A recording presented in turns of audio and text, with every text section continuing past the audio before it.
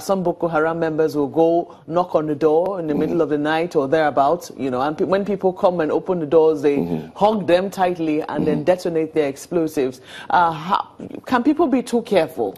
This is a classic example where the old saying, prevention is better than cure, is so true. When terrorism gets implanted in a country like every other crime, it doesn't get completely eradicated. It's just like robbery, kidnapping. Prior to 1999, kidnapping was a rare thing. But from the elections and the young people that were used in the Niger Delta to prosecute the elections and were, dismissed after the election without settlement, as they call it, and they went involved in kidnapping. It began with expatriates. We say, oh, because they are foreigners, it doesn't concern us. And then when there are no expatriates to kidnap, what did they do? They started kidnapping rich people. When there are few rich people to kidnap, they started kidnapping for 5,000 and 10,000 naira. The same thing with robbery. Prior to the Civil War, robbery was a very, very small crime in our register.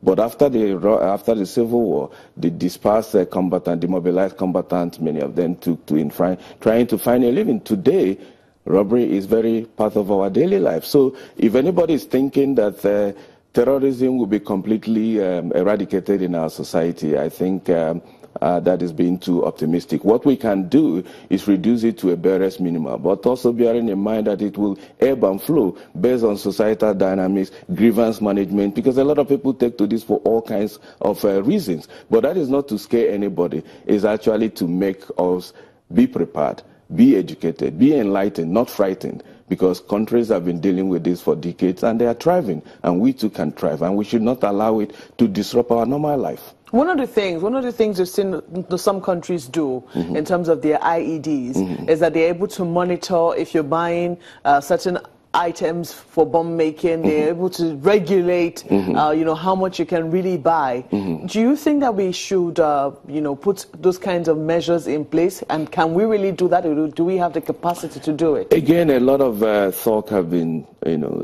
people have said a lot about it within our quarry industry.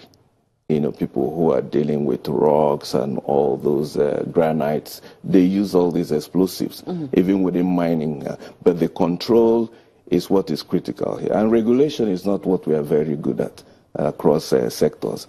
This is one instance where we should really, really be serious about it. Because if people are able to get it out, even fertilizer, there are all kinds of things out there that can be used to make bombs. But again, public education is important, because when somebody is assembling certain items on the market that when they are put together could lead to making bomb, somebody who is versed on this needs to inform the authorities. And when those information are given, they need to be acted upon swiftly and not wait till they happen and then we deploy soldiers to go and quell. There's still one very sore point. In recent days, we've seen the Chibok girls movement, the Bring Back Our Girls movement, come back, it was saying, they've decided 1 week of march, starting from Sunday this week. Now, when we have combed everywhere in Borno State, it doesn't look like we're finding these girls. Does it give you hope? Do you still think that these girls could be lurking somewhere? I'm very hopeful. I'm in the optimism business, because what is the alternative to hope? To give up. As long as there is life and as long as we have a government that has committed to dealing with this, hope is important. But again, I'm reminded of the saying that hope is good for breakfast and stale for dinner. When you wake up in the morning, you can go to work in the hope that when you come back in the evening, you would have earned enough to feed your family.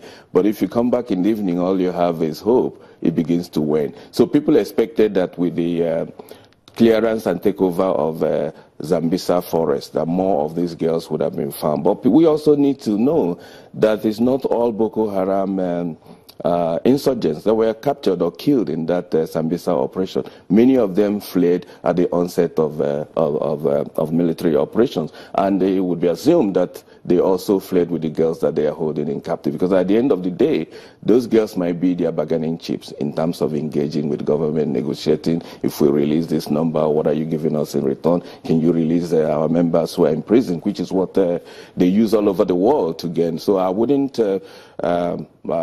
think that if significant number of them is still alive, dispersed, that they wouldn't go with those girls wherever they are. So yes, we should be optimistic and urge government to do more. At the same time, congratulate them for the successes we've achieved so far. Now let's quickly talk about the Operation Safe Corridor, which is one area that the military is using to accommodate those who are willing to surrender. What do you make of it? Well, it's an ongoing exercise. A lot of confidence building is needed, because in the past there have been attempts to do that, and information were released in a manner that the leadership were not happy with. So progress have been made on this one. If you remember some of the public outings of the president, he said when they see credible leaders within it, that the government is willing to discuss with them on terms to ensure that the girls are released, and in such things a compromise is required. So I think we have made progress from where we were in the previous government, but more work needs to be done. What are your thoughts in terms of, because some people are saying that it's going to be very difficult for the society, especially if the people are able to identify that these were former Boko Haram terrorists, to accept them back?